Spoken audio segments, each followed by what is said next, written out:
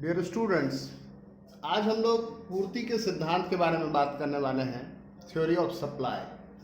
आप कई बार मार्केट में जाते हैं और आप पूछते हैं किसी चीज की कीमत, और दुकानदार जो है वो बताता है कि दुकानदार ने जो कीमत बताया वो कई बार ऐसा होता है कि आप पूछ बैठते हैं, भैया ये दाम कुछ ज्यादा नहीं है, ये कुछ ज्यादा आप चार्ज नहीं कर रहे हो। तो उसका जवाब वो देता है कि सर ऊपर से ऐसा ही आ रहा है, या सर सप्लाई ही नहीं है। तो इसका मतलब है डिमांड कर्व आपको पता है, ये है आपका डिमांड कर्व, और बेसिकली सप्लाई कर्व ऐसा होता है जिसके बारे में भी हम पढ़ने वाले हैं। और ये इक्विलिब्रियम प्राइस है यहाँ, और यहाँ पर इक्विलिब्रियम क्वांटिटी है। डिमांड अगर फिक्स रहे उसके बावजूद भी अगर सप्लाई कम हो जाए, सप्लाई कम होगा तो सप्लाई का कर्व जो है वो ऊपर शिफ्ट हो जाएगा। आप क्या देख रहे हैं कि इक्विलिब्रियम प्राइस बढ़ गया और इक्विलिब्रियम क्वांटिटी घट गई। तो बेसिकली ये ग्राफ क्या आपसे कहना चाह रहा है इसके बारे में हम बात करेंगे आगे। लेकिन सबसे पहले कि ये ग्राफ जिस थ्योरी पे बना, जिस कंसेप्ट को डील कर रहा है, हम उस कंसेप्ट को पहले पढ़ लें। तो हम पढ़ने वाले हैं पूर्ति का सिद्धांत, थ्योरी ऑफ सप्लाई। किसी वस्तु की पूर्ति से अभिप्राय है एक वस्तु की उन सभी मात्राओं से जिसे एक उत्पादक वस्तु के विभिन्न संभव कीमतों पर एक निश्चित समय पर बेचने के लिए तैयार है। यानी बेसिकली क्या बात है कि एक टाइम है, एक प्राइस है और एक क्वांटिटी है, इसके बारे में बात हो रहा है। आपने डिमांड के स्टेटमेंट में भी देखा होगा कि हम लोग टाइम, प्राइस और क्वांटिटीज की बात करते हैं। बेसिकली दाम 10 रुपया है तो हम 10 पीस बेचना चाहेंगे, दाम अगर बढ़ेगा तो हम ज्यादा बेचना चाहेंगे। अगर हमको ये लगता है कि कल को दाम बढ़ने वाला है, हम एक सपोज कर लीजिए कि हम एक छोटे रेहड़ी वाले हैं और हम एक सब्जी खरीद करके लाए हैं और घर लेकर के आए और अखबार में पढ़े कि भाई हिमाचल में कर्फ्यू लग गया और हिमाचल प्रदेश से दिल्ली में आलू आता है। तो क्या हमको ये पता चल गया कि मार्केट में भी आलू नहीं है, तो आज हम अपना सारा सामान रेडी पे रख करके बेचने नहीं निकल जाएंगे, हम उसको दबा लेंगे, जो कि कॉमन प्रैक्टिस है। भले ये एक गलत प्रैक्टिस है बट स्टिल होता है। और जब दाम बढ़ेगा तब हम बेचेंगे। यूजुअली क्या होता है कि नॉर्मल लैंग्वेजेस में हम लोग सप्लाई और स्टॉक को एक ही सेंस में यूज कर लेते हैं, लेकिन अगर इकोनॉमिक्स के पॉइंट से देखा जाए तो उसका अलग अलग मीनिंग होता है। अब देखते हैं, बात करते हैं पूर्ति अनुसूची की, सप्लाई शेड्यूल। ये वो तालिका है जो किसी वस्तु के विभिन्न संभव कीमतों पर बिक्री के लिए प्रस्तुत की जाने वाली उस वस्तु की विभिन्न मात्राओं को प्रकट करता है कि प्राइस कितना रहेगा और हम कितना पीस बेचेंगे। प्राइस अगर 5 रुपया है तो हम 0 पीस बेच रहे हैं। प्राइस 5 रुपया है, हम 0 पीस बेच रहे हैं। प्राइस बढ़ गया, हम 10 पीस बेच रहे हैं। प्राइस और बढ़ गया, हम 15 पीस बेच रहे हैं। इस तरीके से। तो बेसिकली ये क्या है, ये टेबुलर रिप्रेजेंटेशन है किस चीज का, कि अलग अलग प्राइस पे हम कितना क्वांटिटी बेचने के लिए अवेलेबल करेंगे मार्केट में। अब ये पूर्ति अनुसूची जो है ये दो तरीके का है, एक है व्यक्तिगत और एक है बाजार। व्यक्तिगत में क्या हुआ कि हम किसी एक फर्म के बारे में बात करेंगे, एक इंडिविजुअल फर्म। अब यहाँ पर आपको फर्म वर्सेस इंडस्ट्री का डिफरेंस समझना होगा कि फर्म क्या है, इंडस्ट्री क्या है। सपोज कर लीजिए आप जूता खरीदने के लिए जाते हैं मार्केट में, शूज लेना है आपको, मार्केट में आप गए शूज लेने के लिए, तो 10 तरह की कंपनियां हैं, बाटा है, वुडलैंड है और नाइकी है और भी बहुत सारा। तो ये जैसे बाटा शू का एक फॉर्म हुआ, बाटा या नाइक या प्यूमा या एडिडास, ये एक एक फॉर्म हुआ और ये सारा मिला करके इंडस्ट्री बनता है। तो मार्केट में ऐसा तो नहीं है ना कि कोई एक ही सप्लायर है, ये सारे एक एक इंडिविजुअल फर्म है और ये सारे मिल करके क्या हुए, शू इंडस्ट्री को जन्म दिया। तो हर फर्म की अपनी पॉलिसी होगी। आपको पता है कि बाटा या श्री लेदर कंपनी, उसका प्राइस अलग होता है, लेकिन अगर वुडलैंड खरीदने जाते हैं या एडिडास लेने जा रहे हैं तो उसका प्राइस अलग है। तो हर फर्म का अपना प्राइस है, अपना स्ट्रक्चर है, अपना उसका शेड्यूल है। तो यहां पर अगर हम बात कर रहे हैं व्यक्तिगत पूर्ति अनुसूची के, तो उसमें क्या होता है, बाजार में एक व्यक्तिगत उत्पाद उत्पादक अथवा एक फर्म उसकी पूर्ति अनुसूची के बारे में बात कर रहे हैं कि वो किस प्राइस पे क्या बेचेगा।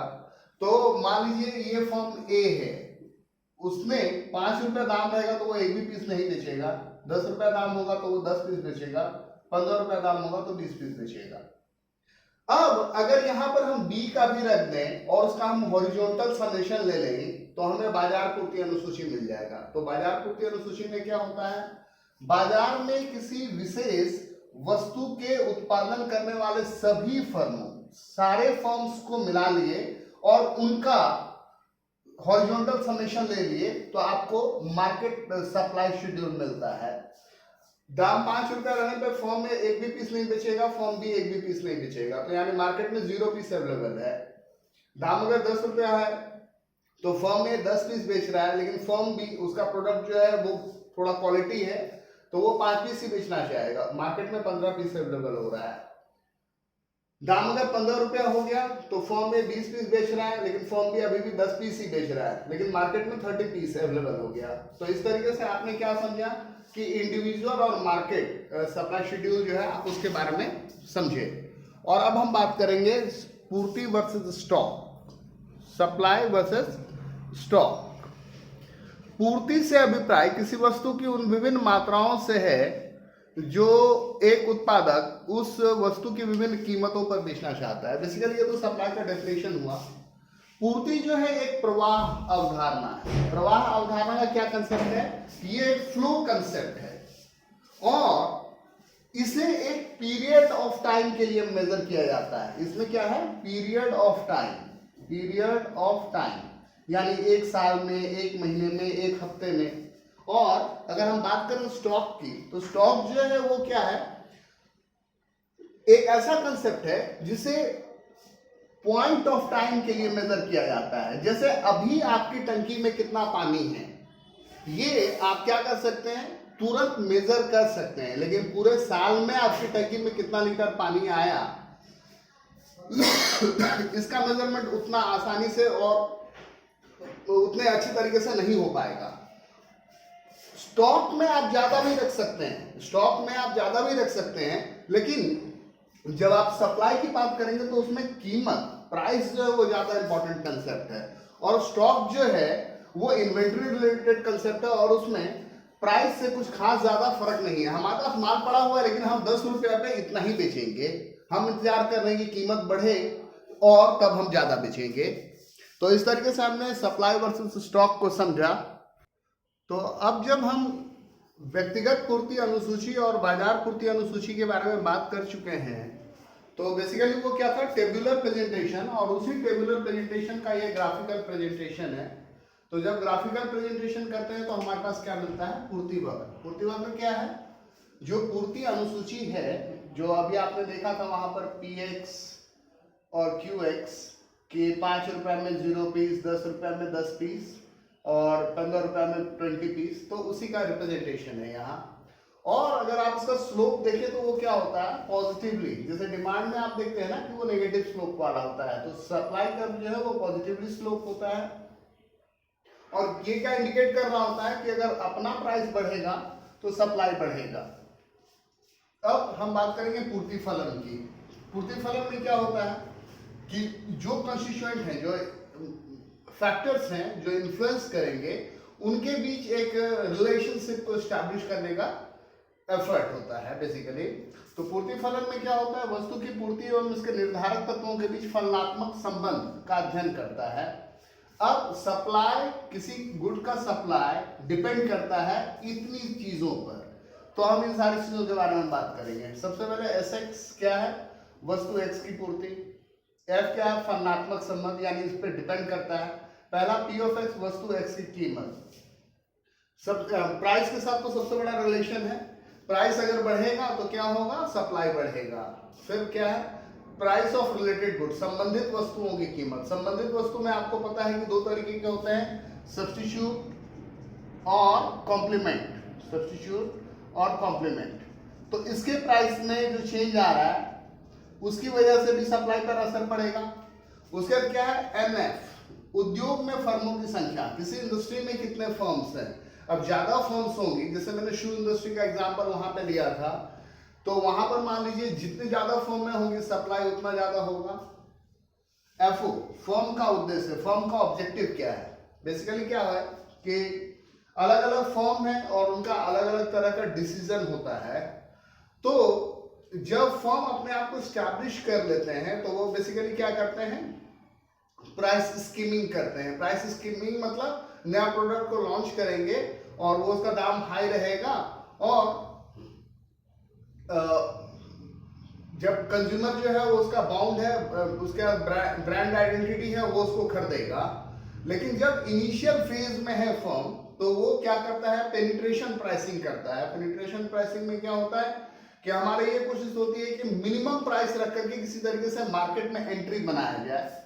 तो फर्म का ऑब्जेक्टिव क्या है गिवन सिनेरियो में, वो भी एक बहुत बड़ा फैक्टर होता है सप्लाई को इन्फ्लुएंस करने के लिए। फिर पी ऑफ एफ उत्पादन के कारकों की कीमत। जाहिर है अगर इनपुट्स की अगर इनपुट्स की कीमत सस्ती होगी तो सप्लाई ज्यादा होगा, अगर इनपुट्स महंगे होंगे तो सप्लाई कम होगा। टी जो है वो तकनीकी स्थिति है, टेक्नोलॉजिकल एडवांसमेंट। अगर टेक्निक अच्छा है तो सप्लाई बढ़ेगा। क्यों? क्योंकि आप गिवन सिनेरियो में ही आप ज्यादा प्रोड्यूस कर पा रहे हैं। EX क्या है? व्यावसायिक आशाएं, जो बिजनेस के एक्सपेक्टेशन है। और GP क्या है? गवर्नमेंट पॉलिसी, गवर्नमेंट की क्या पॉलिसीज हैं। गवर्नमेंट अगर किसी चीज पे सब्सिडी दे रहा है तो वो एक अलग एस्पेक्ट है, और अगर किसी चीज पे सब्सिडी नहीं दे करके उसको टैक्स कर रहा है तो वो एक अलग एस्पेक्ट है, और वो क्या करेगा, उस पर असर डालेगा। P of F, T for technological situation. EX क्या है? व्यवसायिक आशाएं, फ्यूचर एक्सपेक्टेशन। GP क्या है? Government policy. अब पूर्ति का नियम क्या बतलाता है? यह नियम बतलाता है कि अन्य बातों के समान रहने पर किसी वस्तु की कीमत बढ़ जाने से पूर्ति की मात्रा बढ़ जाती है। अब हम पूर्ति के नियम की मान्यताओं के बारे में बात करेंगे। पूर्ति के नियम की मान्यताओं के बारे में बात करेंगे कि कोई भी रूल होता है तो उसके कुछ सर्टेन एजम्पशंस होते हैं। तो ये जो सप्लाई का रूल है इसके क्या क्या एजम्पशन है, तो यहाँ एजम्पशंस में क्या क्या है? उत्पादक के कारकों के कीमत में कोई परिवर्तन नहीं होता है।